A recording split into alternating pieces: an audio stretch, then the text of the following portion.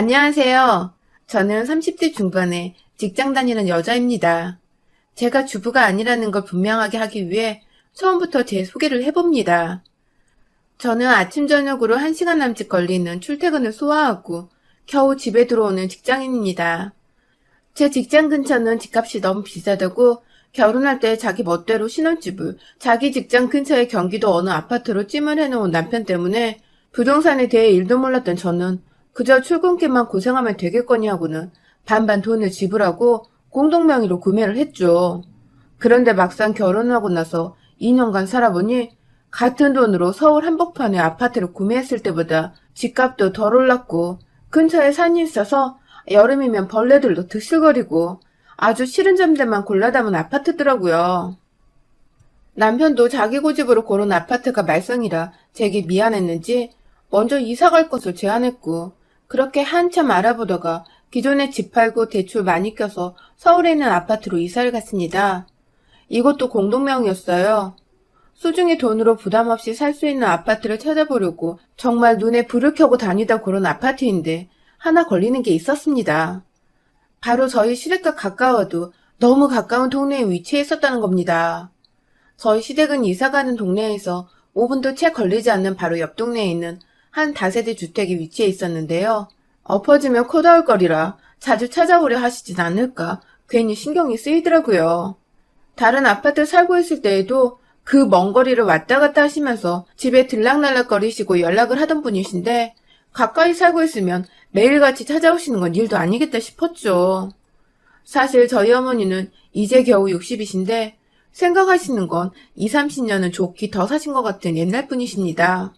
그저 아파트에 살고 있다고 하면 그 위치가 어디고 뒷값이 어떻든 간에 무슨 재벌이고 돈 잘 버는 사람이 사는 곳이 마냥 부러워하시곤 하셨죠. 신혼집으로 첫 아파트를 들어가던 때에도 시어머니는 분명 공동명의로 산 건데 자기 아들한테만 고생이 많았다고 이제야 두 발 뻗고 편히 잘 수 있을 것 같다며 문 앞에서 집으로 들어오시기도 전에 꺼이꺼이 목 놓아 우셨답니다. 아들이 아파트에 살게 되어서 성공했다며 기뻐서 우시는 거였어요. 남편이 어릴 적에 부모님 다 힘들게 일하시면서 여유 없이 힘들게 살았다고 하더니 높은 층에서 아래가 훤히 내다보이는 아파트가 시어머니께는 그저 부러움의 대상이었겠구나 싶어서 괜히 짠해지고 또 뭉클했던 순간이었죠. 하지만 이런 훈훈했던 분위기는 어디로 가고 지난 2년간 저는 시어머니께 너무하다 할 정도로 시달려야 했습니다. 아침 저녁으로 남편 밥은 잘 차려줬는지 물으시고 또 1년에 딱 3번뿐인 제사를 준비한다고 365일 중에 350일 정도는 저한테 제사 얘기를 하시고 일을 시키시느라 정말 시댁의 시자만 들어도 진절머리가 난 상태였어요. 시집 올 때 저희 부부한테 해준 것도 하나 없으셨고 심지어 신혼집을 구할 때에도 남편과 공동 구입을 하면서 제 돈이 반이나 들어갔는데도 아시는 건지 모르시는 건지 저한텐 고맙단 말 한마디 안 하셨고 오히려 남편을 굶기지는 않는지 그것만 걱정하셨어요. 그래도 이게 다 거리가 꽤 먼 거리에 살고 있었기 때문에 전화를 받는 거에서 그칠 수 있었던 건데 서울로 그것도 시댁 근처로 바로 이사를 와버리면서 상황은 완전히 악화가 되었습니다. 전화로만 닥달하시던 시어머니가 이제 제게 양해를 구하지도 않은 채 집으로 찾아와 잔소리를 하기 시작한 것이었죠. 서울 아파트로 이사를 오던 날 시어머니는 처음 신혼집에서 하셨던 것처럼 똑같이 현관 앞에서 목 놓아 우셨어요. 결국 성공해서 서울에 자리를 잡았다며 이젠 일 안 하고 살아도 마음 편하겠다며 남편을 붙잡고 껴안아 한참을 계셨죠. 이게 다 대출을 끼고 겨우 산 집인데 진짜로 우리 부부한테 벌써부터 기대시려고 하시나 싶어서 이 집은 저희 집이 아니라고 말씀드리니 시어머니는 토끼 눈을 하고서 저희 부부를 번갈아 쳐다보셨어요. 하지만 이내 남편이 그냥 은행에 조금 더 대출을 받은 것만 갚으면 우리 집이나 다름없다고 시어머니를 안심시켰고 때문에 저는 졸지에 시어머니한테 거짓말을 하려 한 꼴이 되어버리고 말았죠. 뭘 몰라도 한참 모르시는 시어머니를 보며 이게 다 대출 끼고 얻은 아파트이고 그렇게 따지면 전에 살던 집이나 여기나 저희에겐 그저 평상시에도 빚을 잘 갚아야 한다는 걸 상기시켜주는 독촉장 같은 존재인데 왜 저렇게 세상 물정을 모르나 싶어 답답했습니다. 그러다 이사가고 한 달 정도 후 사건 하나가 있었습니다. 아니, 쓰지도 않은 찻잔이 씻겨져 있고 출근하는 길에 분명 KBS 뉴스를 보다 껐는데 집에 와 TV를 켜보면 엉뚱한 드라마 채널에 가 있곤 했어요. 처음엔 남편이 잠시 TV를 켰다가 끈 줄 알고 별일 아니라는 듯 넘겼지만 자꾸만 누군가 우리 집에 들어와 살고 있는 듯한 찜찜한 기분을 지울 수가 없었죠. 그러던 중 시아버지로부터 전화가 왔습니다. 일하다 말고 급히 화장실로 달려가 전화를 받아보니 아버님은 없어진 시어머니를 찾고 계셨어요. 요즘 날이면 날마다 아침에 나가서 어디에 있다 돌아오는지 모르겠다며 얼마 전엔 식당 일도 그만뒀는데 무슨 일을 새로 하는지 전 알고 있는지에 대해서 물어보셨어요. 어머니가 일을 그만두신지도 몰랐던 전 당연히 아무것도 모른다는 대답만 하고서 끊었는데 뭔가 쎄 하더라고요. 이사 가던 날 일을 그만둬도 되겠다고 했던 시어머니의 말씀이 자꾸만 머릿속에 맴돌기 시작했습니다. 그리고는 곧장 남편한테 전화를 해서 시아버지께 들은 말들을 모두 전하며 물어봤어요. 그런데 남편은 뭔가 알고 있었다는 듯이 미지근한 반응을 보였습니다. 그리고는 더욱 꼬치꼬치 캐물어 보는 제게 그제서야 털어놓기 시작하더군요. 그간 저희가 시댁 옆 동네 아파트로 이사를 오자마자 시어머니는 정말로 하시던 식당 일을 당장에 그만두셨더라고요.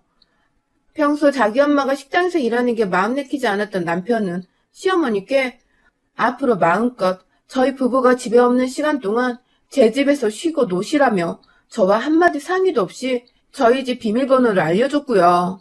그 바람에 시어머니는 자유자재로 제 집에 드나들며 제가 장보은 거 요리해 드시고 제가 좋아해서 사놓은 티백 타드시고 또 제 집안에서 이리저리 휘젓고 다니셨던 겁니다. 저요? 식당에서 일하는 엄마를 보는 아들의 마음 충분히 이해합니다. 저 같아도 당장에 돈을 번다면 식당 일을 더 이상 못하시도록 그만두게 할 거예요. 하지만 이건 좀 달랐습니다. 남편에게는 엄연히 저라는 새로운 가정이 생겼고 한 사람도 아닌 둘이서 각자 반반씩 돈을 부담해 산 집인데 제 허락도 없이 비밀번호를 알려주고 제 공간에 자기 엄마를 마음대로 들어오게 한 것을 그냥 넘길 수는 없었어요. 저에 대한 배려가 하나도 없었던 행동이었으니까요. 전화를 끊고 내내 마음속에서 천불이 나던 것을 참고 또 참았습니다. 우리 친정부모님은 남편이 불편해할까봐 집으로 전화 한 통 하는 것도 조심스러워 하셨는데 남편은 그걸 아는지 모르는지 제멋대로 지 엄마 생각만 하기 바빴다고 생각을 하니 더 화가 났어요. 그날 저녁 집에 들어가서 남편 얼굴 보자마자 대바람에 화부터 냈고 분명히 집은 내 집이기도 한데 왜 내가 모르는 일들이 일어났냐며 얼굴이 시뻘개져서 소리를 지르니 남편도 아차 싶었는지 그제서야 생각이 짧았다며 저를 달래주더군요. 그날부로 시어머니는 더 이상 저희 집에 오지 않으셨습니다. 저희가 서로 충분히 대화를 나눠보고 함께 비밀번호를 바꾸기도 했고 남편도 뭐라 말했는지 모르겠지만 시어머니께 연락하고는 그 후로 더 이상 어머님이 집에 오시는 일은 없었어요. 그로부터 얼마 후 제가 더 이상 시어머니의 행동과 남편의 무책임에 참지 못하는 일이 생겨버렸죠. 남편에게는 저보다 5살이 어린 20대 여동생이 하나 있습니다. 얼굴도 반반하게 생겼고 신일도 자기 예쁜 줄 알아서 치장하는 데 돈을 많이 쓰는 걸로 알고 있어요. 남편의 말을 들어보니 비싼 걸 분에 넘치게 구매하는 게 아니라 저렴한 싸구려를 분에 넘치게 구매하느라 아직 취업 못하고 알바로만 살아가고 있는데도 지출이 많아 모아놓은 돈이 별로 없다더군요. 별로 왕래가 잘 없었던 신우이인데 주말을 맞아 모처럼 늦잠 자고 늦은 아점을 먹으며 TV를 보던 중 신우이와 시어머니가 집으로 찾아왔어요. 갑작스레 찾아오셔서 당황해하던 그때 시어머니는 신우이와 함께 거실 소파에 앉으며 저를 앞으로 불러내시더라고요. 제가 얼떨결에 남은 소파 자리를 놔두고 앉아있는 시어머니와 젊은 신우이와 거실 바닥에 앉는 꼴이 되었죠. 잔뜩 상기된 얼굴을 하고 있던 시어머니 표정에 뭔가 좋지 않은 말이 나오겠다 싶던 그때 시어머니가 말씀하셨어요.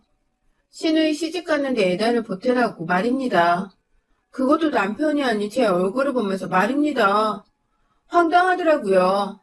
왕래도 잘 없던 신우이까지 집으로 갑자기 말도 없이 대동하고 와서 한다는 말이 시집 가니까 애단을 좀 보태달라니. 전 신우이가 결혼할 사람이 있는지도 몰랐습니다. 당황해하며 남편의 얼굴을 쳐다봤어요. 남편과는 상의가 된 말씀이냐고 물어보니 시어머니는 기가 차다는 듯 저를 노려보며 그걸 왜 자기 아들과 상의를 해야 하냐는 겁니다. 이런 얘기를 자기 아들과 해야지 누가 며느리랑 얘기하나요? 하도 어처구니가 없어서 어안이 벙벙한 채로 시어머니와 아가씨를 번갈아 쳐다봤어요. 그리고 이내 도와달란 마음으로 남편도 쳐다봤죠. 하지만 남편은 뭐가 그리 안절부절인지 손만 떼두면 땅바닥을 보고 있더군요. 자기 아들을 째려본다고 화가 났는지 시어머니는 갑자기 앉은 자리에서 일어서며 제게 소리를 지르셨어요. 시집 올 때 한 푼도 안 들고 몸만 온 애가 뭐 그리 잘나서 집도 사주고 살림도 차려준 남편 길을 누르고 사냐며 저를 완전히 아들 길을 빨아먹는 기생충 취급을 하시더군요. 한 푼도 안 들고 왔다니. 이 집이며 살림이며 남들은 남편이 다 해준다는 거 전체가 남편보다 3살이나 더 어렸는데도 모아놨던 돈을 쏟아서 절반을 따보듯 시집을 왔습니다. 그런데 몸만 왔다고 하시는 어머니 말씀을 듣고 나니 열받아 화나는 거 둘째치고 서럽더라고요. 눈에 눈물이 가득 고인 상태로 무슨 말씀이냐고 여쭤보니 속사포처럼 쏟아져 나온 어머니 말씀은 완전히 거짓투성이었어요.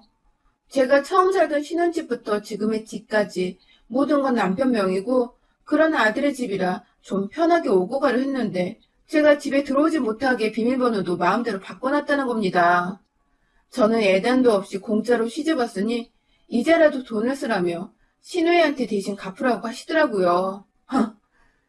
집 절반 해온다고 남편이 분명 예단을 해오지 말라고 했었고 또 집 비밀번호는 공동 명의자에 대한 예의라고 충분히 얘기를 하고 함께 비밀번호를 바꾼 건데 그걸 완전히 왜곡해서 시어머니께 말을 전했더라고요.